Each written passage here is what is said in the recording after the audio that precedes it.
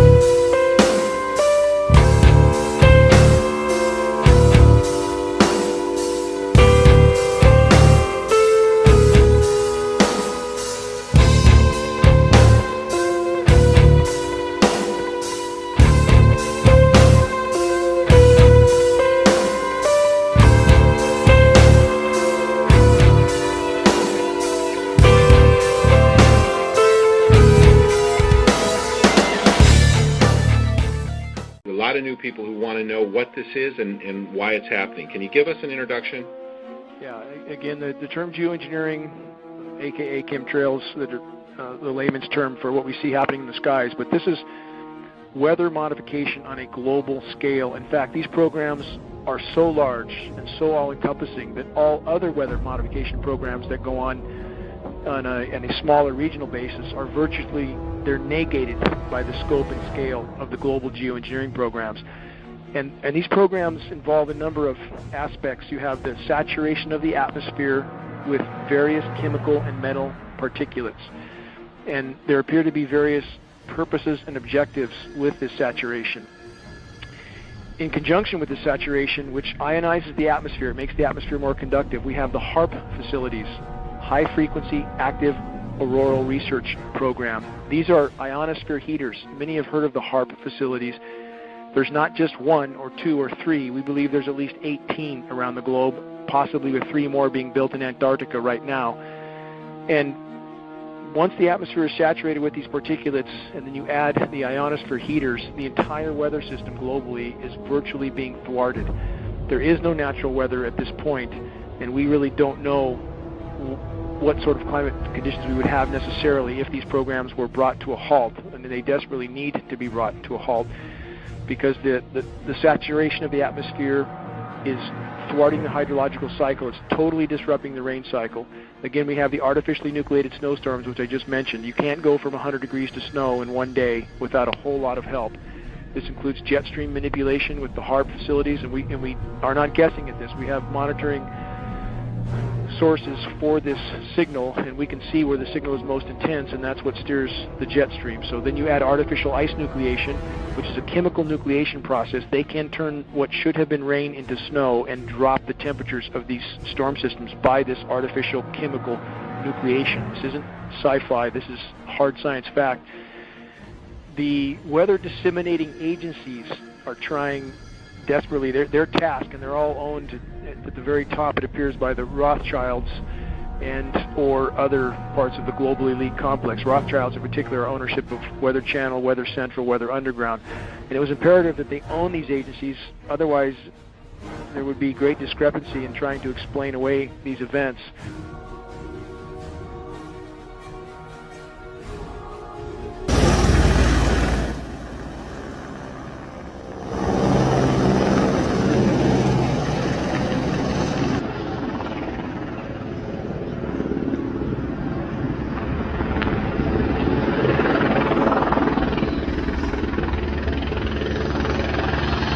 Oh my God.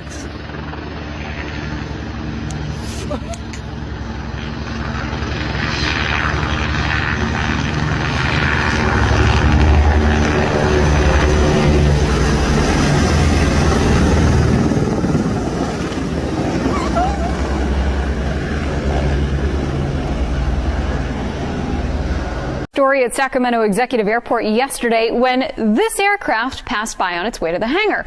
My photographer and I noticed these odd attachments on the wings. You can see them right there. So we asked the pilot about them. It turns out that plane is a cloud seeding aircraft, and it was flying through this morning's rain.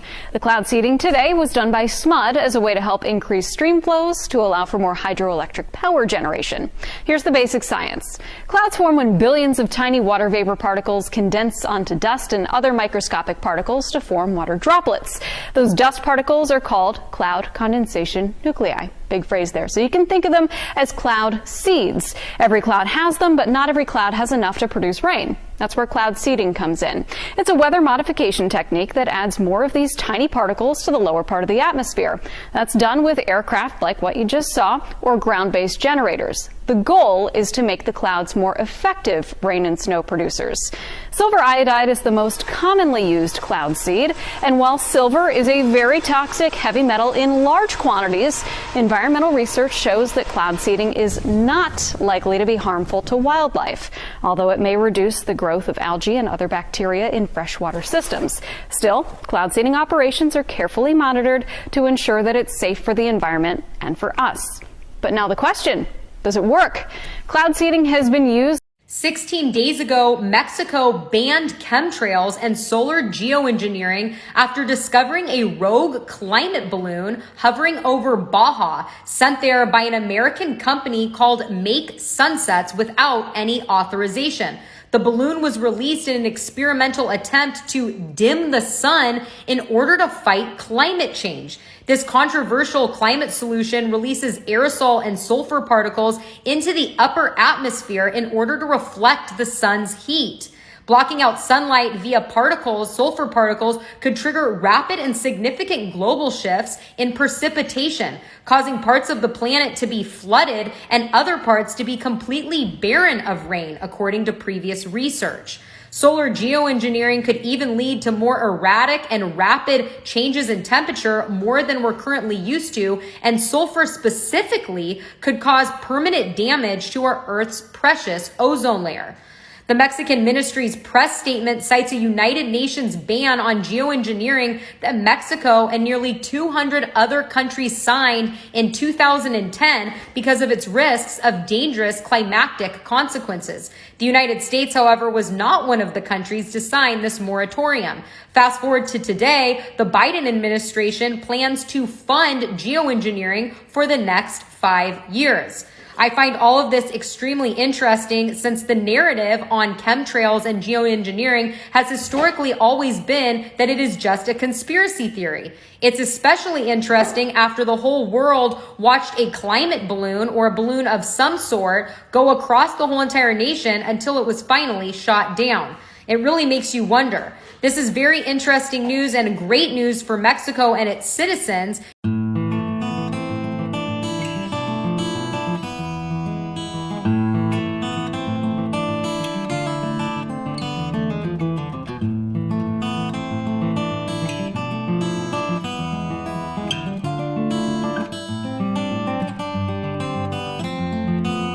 The contrails, not the chemicals, the contrails occur because of cold air, minus 30. It takes a high altitude, around 30,000 feet plus. There's carbon dioxide and water vapor in that exhaust. That turns to ice crystals, and that's what you see, the white stream behind it. Those white crystals of ice form up, dissolve, and the smoke goes away. And it never lasts more than a minute. What we're seeing now, and I first could not believe it, and I started looking at the skies, and these are not normal. They're not natural. There's something going on. I don't know who it is or why they're doing it. All I can testify is it's not natural and it's not normal. It's got to be some outside influence doing that. Thank you. I'm here to give you testimony that chemtrails, they're not contrails, are indeed real. They're spraying almost every day. I watch the clouds and watch the spraying program going on. I want to tell you that we're in very great danger from the pollution that's coming down over us. And we've been led astray by the military-industrial complex, and they're responsible for the cloud creation and weather manipulation programs. They're dark operations. That's why they're not out in the media. I look around and I see people are starting to look up and see them. Many times I've spoken about chemtrails, and I get this blank look on my face. What are you talking about? I'm saying, look up. As a pilot, before I fly, I look up. And so, boy, they're really out there working. When you look up at the sun and you see a white haze, that is aluminum floating in the air right now. And Another example is the array of technologies, often referred to collectively as geoengineering, that potentially could help reverse the warming effects of global climate change. One that has gained my personal attention is stratospheric aerosol injection, or SAI, a method of seeding the stratosphere with particles that can help reflect the sun's heat in much the same way that volcanic eruptions do.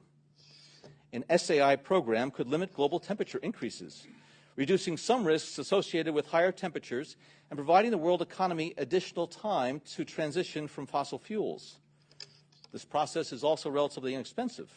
The National Research Council estimates that a fully deployed SAI program would cost about $10 billion yearly. As promising as it may be, moving forward on SAI would also raise a number of challenges for our government and for the international community. On the technical side, greenhouse gas emission reductions would still have to accompany SAI to address other climate change effects, such as ocean acidification, because SAI alone would not remove greenhouse gases from the atmosphere. On the geopolitical side, the technology's potential to alter weather patterns and benefit certain regions of the world at the expense of other regions could trigger sharp opposition by some nations. Others might seize on SAI's benefits and back away from their commitment to carbon dioxide reductions. And as with other breakthrough technologies, global norms and standards are lacking to guide the deployment and implementation of SAI and other geoengineering initiatives.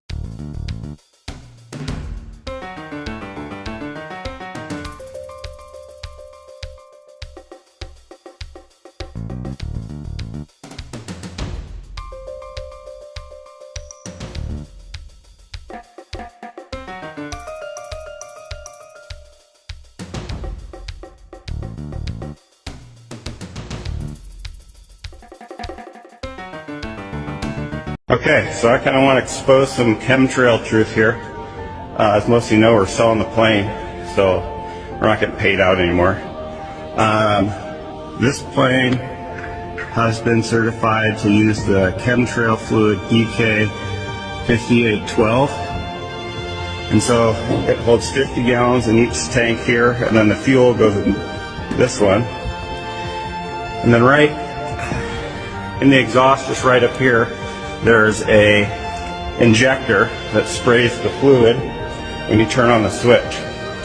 And the switch, it won't spray fluid unless the engine's running because it's like real toxic chemicals. So it needs to make sure like you're in the air. We get paid about $10 a gallon to spray the stuff.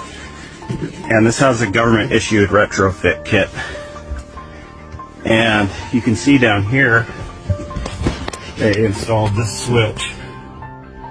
As you can see, it says chemtrails. You just turn it on, and then you just collect money. That's how it works.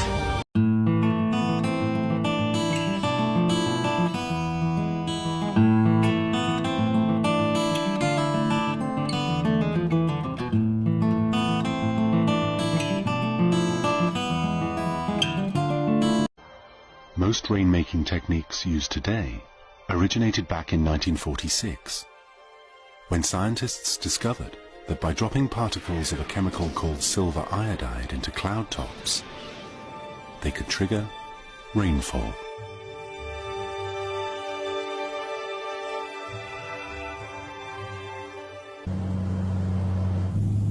I'll put the radar on here in the aircraft so you can find the distance to that cell band. Yeah, if you can see what the distance is, that would be... Dr. Brunjis is in Mali, West Africa, to test out a new technique he's devised with colleagues at the National Center for Atmospheric Research. It involves the use of pyrotechnic flares to deliver a special seeding material into the base of a cloud.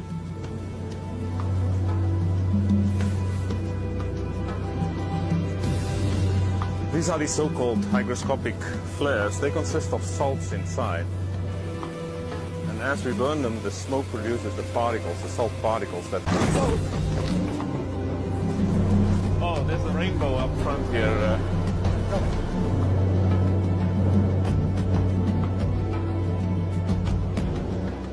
Weather modification today is an increasingly precise science.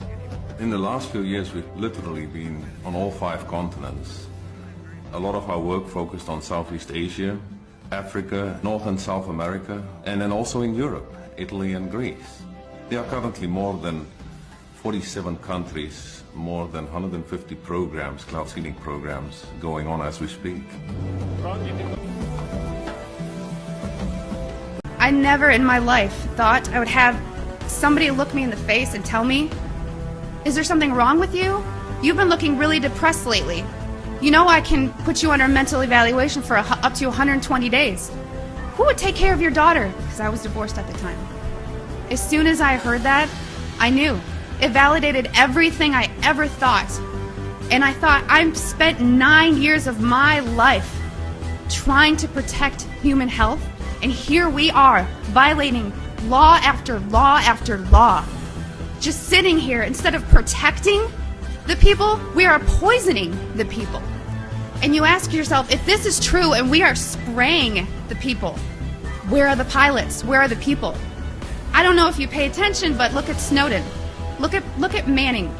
People don't come forward because these supposed Whistleblower Act protections that you have are not enforced, they're not supported, and they really don't exist. Geoengineering is occurring, it's been occurring, it is not new, and your tax dollars are funding this. So it is unethical every day for all the other people that are out there that work in preventive health, or even physicians that aren't speaking about this. They need to. The biggest hurdle that we have is disinformation sites. I never say them, but I'm going to today, so that you know if anyone ever gives these to you as a reference to debunk you, it's Metabunk and Contrail Science. Those are two websites that are ran by a government shill named Mick West. He is a computer gaming programmer who tries to tell you about persistent contrails. So somebody who isn't even credentialed in chemistry or physics or ecology, none of that, is trying to tell you that you're crazy. You have to understand that I have met people who used to be purposeful disinformation trolls, as we call them. These people are paid to get you on board to believe a website or an article. So I just want everyone to know and understand that of all things, of all the freedoms that we are losing, geoengineering is the #1 issue that we are facing. Because you can have guns and money and you can have everything. If you don't have food and water and you are dying of respiratory or neurological illnesses, what does it matter? So you've heard about vaccines and you'll hear, about smart meters and you'll hear about other issues. These are all systemic effects. We are getting overexposed to toxins.